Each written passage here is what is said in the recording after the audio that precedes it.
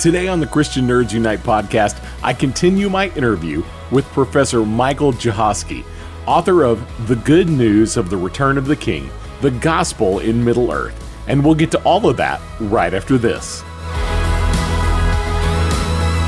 I've been using Coinbase.com and the Coinbase app for cryptocurrency for about 2 years now, which makes it really easy and safe to buy, sell, and store digital currency like Bitcoin and Ethereum.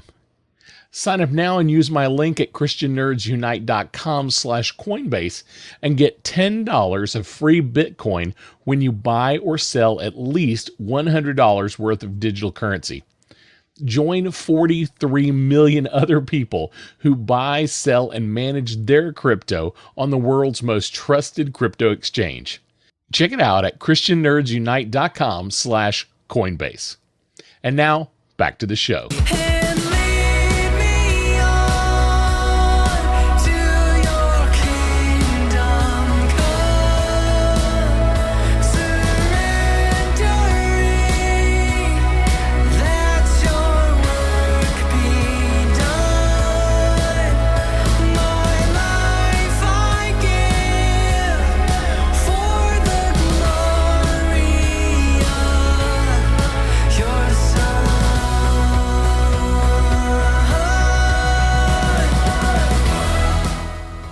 My interview with Michael Jahosky was so good that it ran over into a second episode.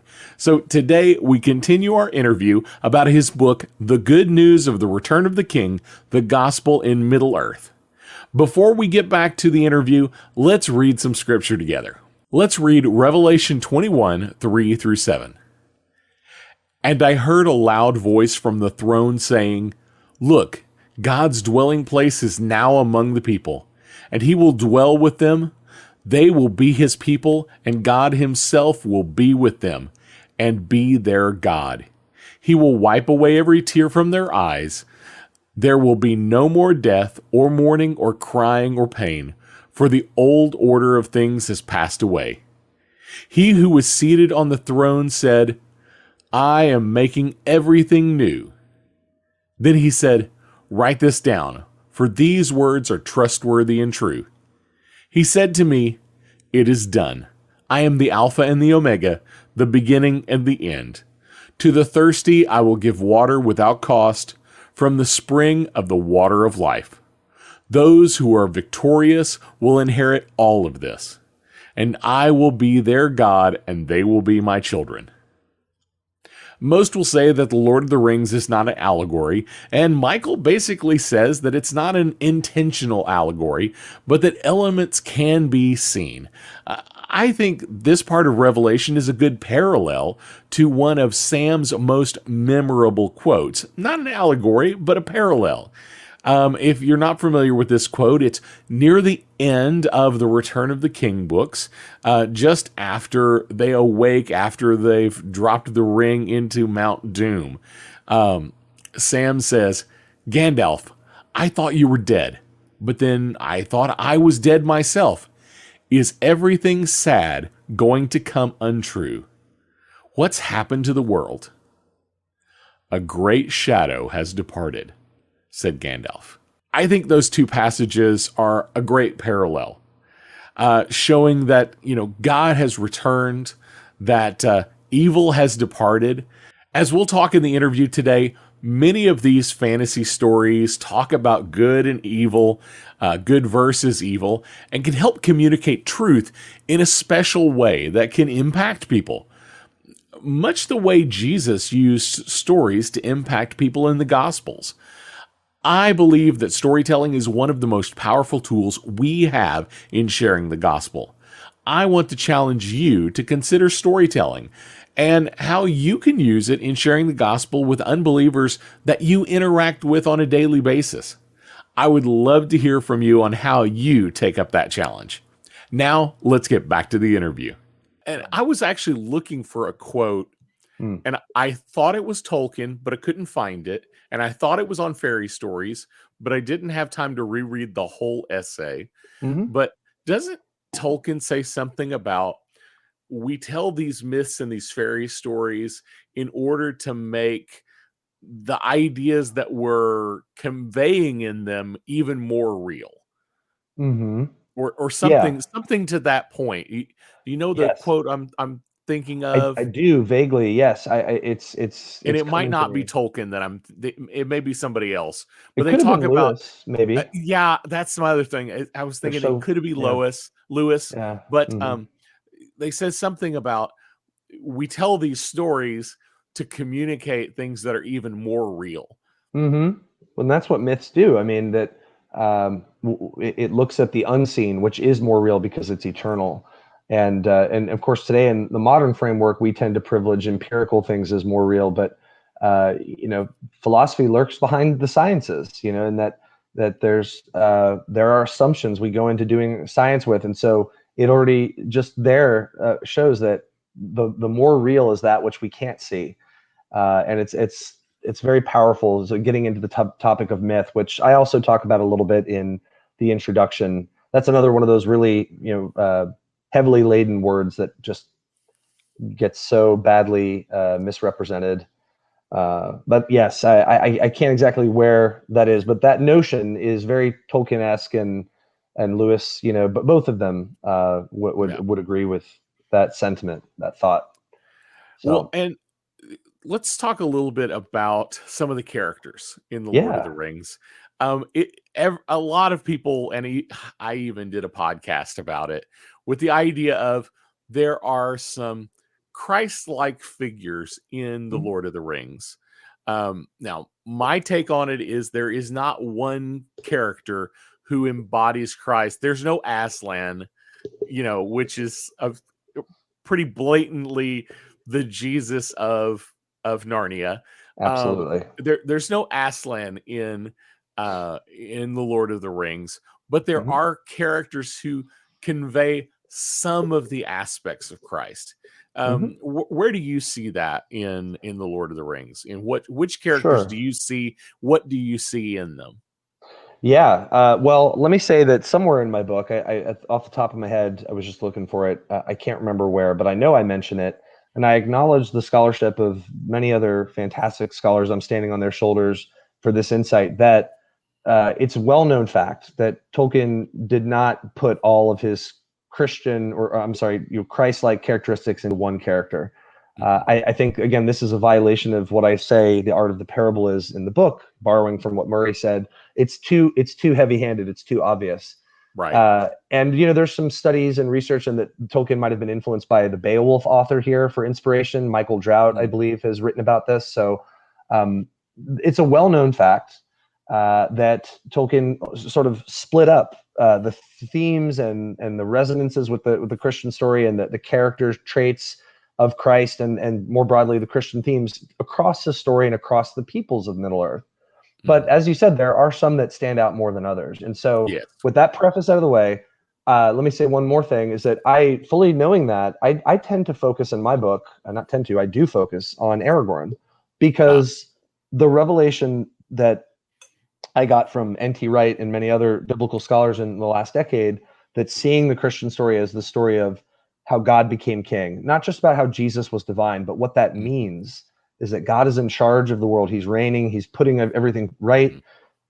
I when I heard that and I looked back on my Lord of the Rings experience, I had this just light bulb went off, and I thought that's what Lord of the Rings is about. And so Mhm. I got on this quest to write specifically about Aragorn, because also personally, as I say in the preface, this was tied up with my heart. So knowing that Aragorn is an obvious one, we can come back to him. But let's say, of course, Frodo is another quite obvious and probably main character, and Gandalf. And in many ways in which people would not, everybody talks about his fight with the Balrog, and their subterranean and then mountain climbing. In the book, it's just so much better. Yes. Um, I mean, the extended edition of the Two Towers gets some of it okay. Yeah. Yeah, it does, but and it's cool to see that. But yeah, there's some things there, obviously, with the resurrection, but it's also in Gandalf's role as a prophet, as an advisor, not as prophets aren't fortune tellers, but as a person that keeps the kings of Israel honest, that Mm. speaks on behalf of God, and sees the storyline, and sees God's fingerprints everywhere. Gandalf Mm. has that and then also that Odin-like resonance too. So there's that other culture coming in. So I think you've got the three, and that corresponds to the three high offices of Christ as a king, prophet, and priest. I think from the letter to Hebrews in the New Testament. So yeah, those are the big three. But I'm sure, and I know that others have written about Sam and Mary and Pippin, Eowyn, that there are just so many examples of Christ throughout all of these characters, and we could talk about one or any of them. So, Well, or all of them, really. you do focus on Aragorn. Hmm. So kind of walk me through some of the things you see in Aragorn that kind of represent Christ specifically. Yeah, I was just trying to look for something exactly that I say here in chapter. For those of you that are interested in looking at the book, chapter 3 is where I really take off. I take a retrospective journey through Tolkien's books. We look at the Lord of the Rings in chapter 3, the Hobbit in chapter 4, some of the Silmarillion, and the debate of Finrod and Andreth, which is a part of the History of Middle Earth series in chapter 5. So some really nerdy stuff there, and that's a very difficult text, the debate, and it's really beautiful. But I think one of the things that really struck me when I first read it, and I was, in my journey studying, learning more about Jesus, was the discovery of the sapling towards the end, after Aragorn enters the city of Minas Tirith at the end of the Return of the King. And I think this precedes, I think it's the coronation, then the discovery, and then his marriage to Arwen. I might have them mixed up, but I talk about them in my book. And those three events, the coronation, the discovery of the sapling, which goes all the way back to Valinor, right, as a descendant of the tree, the two Right. trees. Um, and Gandalf's words about it, to keep it planted, reminded me, and I talk about this in chapters 2 and 3, of the already and not yet theme in the gospel. Is that that's the Christian story in a nutshell, is that Christ has to keep on reigning and put all enemies under his feet. We know he's won the great victory with his crucifixion and resurrection, but the story isn't finished. The already, the not yet. And I got that picked up with that conversation, that exchange that Gandalf and Aragorn have on the slopes of Mount Mindalluin, which is the mountain that Minas Tirith is built on. And it's a cool exchange. I think there's a lot there. Obviously, the revelation imagery and just the idea of Arwen and Aragorn coming together, resonance with the unification of Christ and his church, and Christ and Israel, Israel being a bride being brought to the bridegroom. I explore some of those things. I talk about how through parable, it's not a one for one. It's not very allegorical with the paths of the dead, which is one of my favorite things that from the book. Um, you know, Again, it's not Aragorn doesn't die, but he Right. does in a sense. So you Right. might think, well, if it's an allegory, well, if it were more allegorical, and let's say maybe less parabolic or less metaphorical, then it would be he would have gone in, he would have died, and then he would have come out on the other side alive. And Right. then we'd say, oh, wow, that's like Gandalf, and oh, that's the resurrection. But that's not what happens. Um, Instead, I also talk about how that event reminds us of another often debated event in New Testament scholarship from the letter First Peter, I think chapter 3 and elsewhere in that letter. I'm a little rusty on exactly which chapter, but I know it's First Peter, about the harrowing of hell, the descent into Hades or Sheol.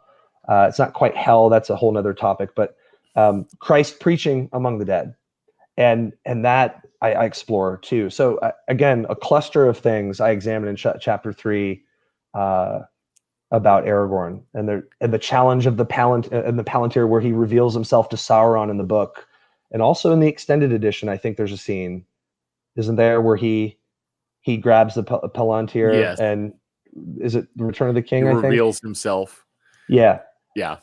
it's it's a great moment. And so I explore those and others that really just say Aragorn, Jesus, Yeah. but not in a way that hammers you on the head. It's Right. tantalizing. So Yeah. I like I like the idea that um, if you're going to try to make it line up, if you're going to try to make Aragorn line up with Jesus, the outline is kind of, you know, in early on, he's rough and rugged, and Jesus is a Mhm. simple carpenter, Mhm. and at some point later he finally reveals himself, his glory, to Mhm. his disciples, and to you know so Aragorn reveals himself to his Mhm. companions, because they all stand in awe of him, going, he's never looked like this before. That's right. Yeah. Then you talked about the paths of the dead. If you Mhm. want to equate the paths of the dead to the crucifixion, which is, you're right, it's not exactly the same, but Yeah, but it's a little bit. when he comes out, he is kind of the king triumphant at that That's point. right. So Exactly. it is an interesting fit if you think through it that way. Mhm. Um, you know, was Tolkien thinking through all of those things when he wrote that? I don't Mm. know, or I don't know he has specifically wanted that to happen that way, or if he was just thinking about these kind of ideas, or they were just so steeped in who he was that they Yeah. couldn't help but come out. That's what he basically alludes to, Ricky. Exactly. He says, "Look, I didn't write The Lord of the Rings consciously as a Catholic story." Although then he says elsewhere, "I've deliberately written a story." So Tolkien was weird. But to finish my sentence, I've it's read both. some of that. I'm like, wait, you did or you didn't? I'm not Which sure. can Depends you on which clarify? interview you listen to. No, Exactly, like exactly. every other author in the world. You're exactly right. I'm thinking of some modern fantasy authors. So, um, Yeah, I know you're thinking of J.K. Rowling right now. yes, yes, yes. So, oh man, that's another thing to give some thought to.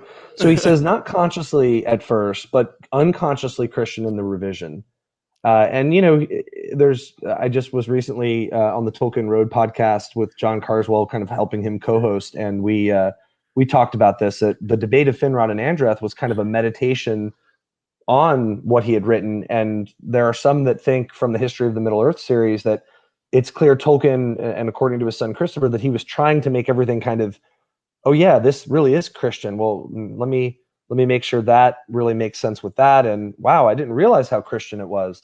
And so he really means that when he didn't consciously plan that. And I think because he didn't, that's why we don't get those one for one, like the past of the dead we were talking Right. about. And that's what I think, that's why it's great, because it respects the reader. It doesn't say you're gonna see this as Christian and you're gonna like Right. it.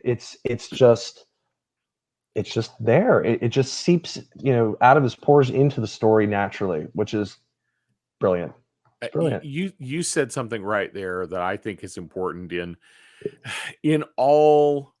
This is something I have tried to convince people of in Christian media, whether it's writing, TV, movies, and I have been a bit of a filmmaker in the past, and I've had Okay. this idea of, can Christians make good media that isn't doesn't have to be beat you over the head Christian? Mm, But you said it was natural. mm, And I think that is probably the most important part of something like The Lord of the Rings. If you come to it from a Christian perspective, you're going to see the Christian ideas flowing from it. yep. If you come at it from a secular viewpoint, you're still going to get the moral story, Mm, but you're not going to feel like you were beat over the head with a Bible. exactly.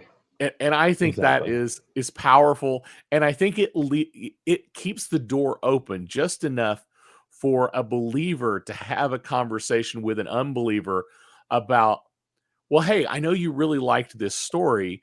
Mm, Have you ever experienced, have you ever read what the Bible says about stories like this? The kind of stories like yes. this. And that's such an important part of evangelism slash apologetics, what some Mhm. people call pre-evangelism. And I agree with you Yes. 100%. I think what that is, Ricky, is indirect communication, which there are so many great books. Mine talks about it, but not to the extent in a systematic way.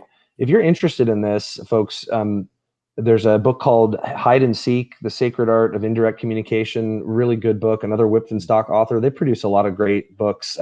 This one's a jewel, though, and I'm not just saying that. It really, there's a lot of, people overlook the smaller pub. I mean, they're not small, but it's not Zondervan, so people think, oh, it can't be good. But yeah, it is. It's such a great topic, and you find that people are turned off by the heavy-handed Bible thumping approaches. Because why?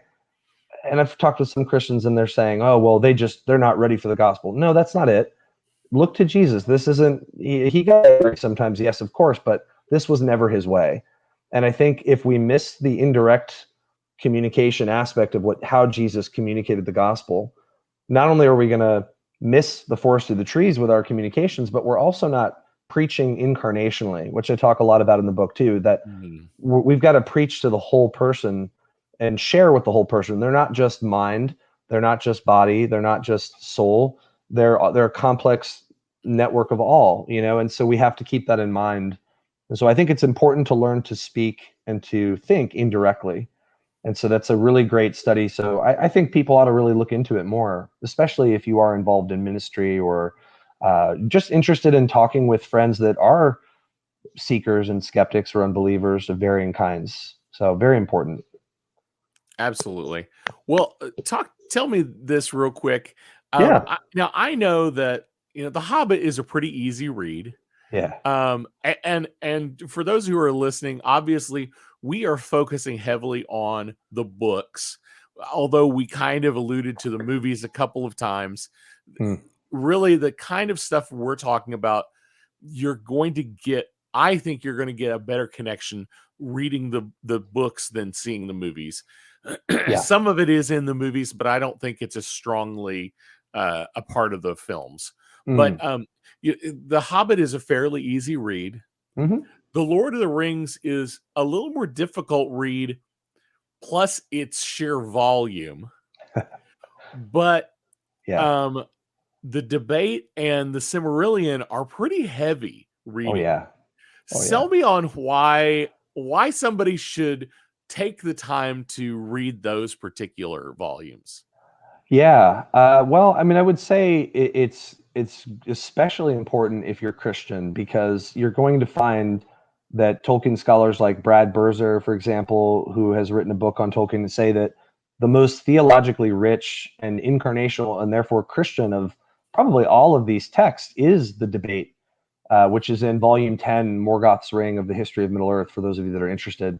And so that's an impetus and encouragement to read it. It's difficult, but actually I wouldn't say the debate is all that difficult. If you read it slowly, it's actually not as dense as the Silmarillion, even though I think it was originally supposed to be part of it. So it's a fairly easy read. It's almost like reading Job, and some, like Berger, have described it as a Job-like dialogue. And that's exactly what it is. And because it's a dialogue, it's also more engaging to read. So I think it's a more approachable. So now you know where to find it. And I reproduce text in chapter 5.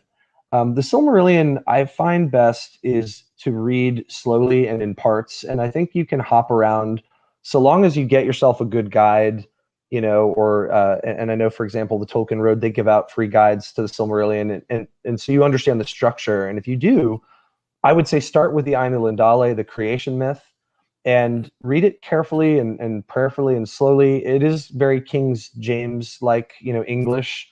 So it's a difficult read, but it's theologically rich writing, and it really lays open, I think, if we look at the Christian story in the four acts, the creation and fall aspects are really heavily alluded to, and the redemption aspect is hinted at in the debate. But read the Ainul Indale if you really want to see the creation of Tolkien's universe and understand the vision behind the Lord of the Rings and the Hobbit, and how the dwarves and the elves and men all interacted and came into being, and then also wrapping your mind around the plurality of divine beings, which is another interesting thing.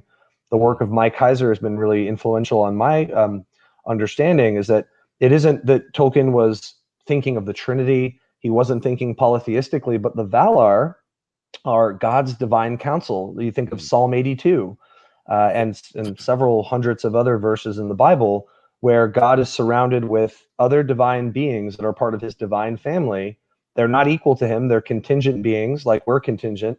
Um, but you get all that, and I think, well, obviously Tolkien wasn't aware of Heiser's work.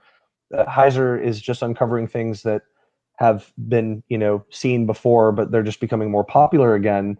I think Tolkien was aware of this henotheistic sort of layer to Jewish monotheism, and so I think you really get inside his mind. So I think it's important people read it. I'm trying to sell you on it as best as I can. The world is born into through music, and it's beautiful. So if you love the arts too, and you're a music person, you'll appreciate it.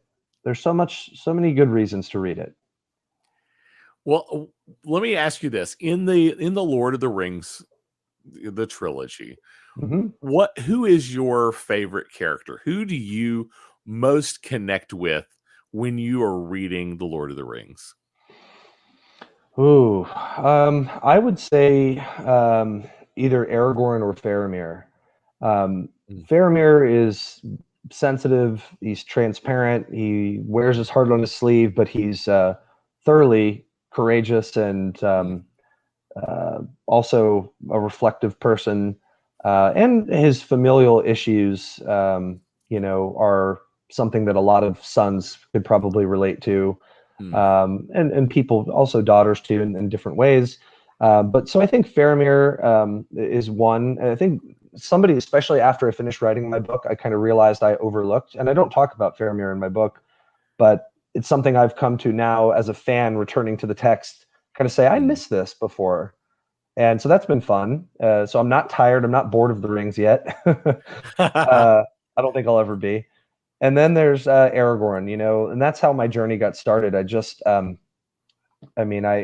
not only wanted to be him, to be like him, but to be, to follow him, to be part of that fellowship, to have an important mission. And so I connected some of these yearnings that I have and still have in my own heart just sync up. Um, he's an example of great virtue and humility, and so it's an easy pick for me. Awesome. Well, Yeah, a lot of I'm gonna put you on the spot. A lot sure. of people will gravitate to Sam as Yeah. being the the humble hero that. Mhm. How do you feel about Sam in the Lord of the Rings? The movies kind of ruined Sam for me in some sense. I mean, he's not completely poorly depicted, I think, but I don't know. Sometimes I don't know if I have the right vocabulary for it off the top of my head, but there's a whininess sometimes about him that's present in the movies that's not in the book. So Yes, I don't I know would if other agree. people. Okay, maybe that's the word then. So yeah, I can see why people. I mean, in the book, he speaks in like a different dialect, and obviously a poorer, less educated dialect, and he's an everyman, and I think there's much to appreciate there. But it's another character I haven't really come around to looking at again until after I finished my book, and so usually during the autumn I reread the Lord of the Rings, and I've just started this September. Obviously, it kind of lines up with the beginning of the book too, so I'm looking for new things, but just because I don't see it, I mean, plenty of other people have. So I can see why. He has a huge and influential part in completing the quest. I mean, but for many other reasons, I'm sure too. When you're reading through, what's kind of your favorite part of the Lord of the Rings? When you're Mm. starting a read, what's the part that you go, this is the thing I want to get to as quickly as possible because I love reading this section? Let me give you two. Okay. I mean, I have so many, but one is kind of a weird Me too. one. Me too. Yeah. I'm with you. It's hard to That's how pick one. yeah, that's how it should be. Um, so in both the beginning of The Hobbit, in the first chapter, and also I think in The Shadow of the Past, second chapter of the Fellowship of the Ring, it's Wanderlust. There are these comments that Tolkien makes, like after the dwarves finish singing. I just recently read this to my students too, and I could see it in their eyes that they seem to really be affected by it too. Um, where Bilbo was reminded of all the beautiful things in the world, and the narration that Tolkien does after the Misty Mountain song is concluded, and he thinks of waterfalls and mountains and carrying a sword instead of a walking stick. That wanderlust, really, I don't know, something about it. First of all, it makes me want to move out of Florida. uh, Second of all, and I've seen mountains and waterfalls, but I want to see them again. So it resonates with me. To the Lord of the Rings, you've got that Frodo likes to go walking in the autumn and bump into different travelers, and he always felt a restlessness during the fall, and so I always get excited when I read that because it's like reading me. It's like the book gets me, and I think it just it taps into something, and it just gets me excited about reading the books again. But then Tom Bombadil would be the other one, and Yes. I mean, I've just started getting into this lore again too. There's plenty written about him, but just mysterious is the word, and I want to know more.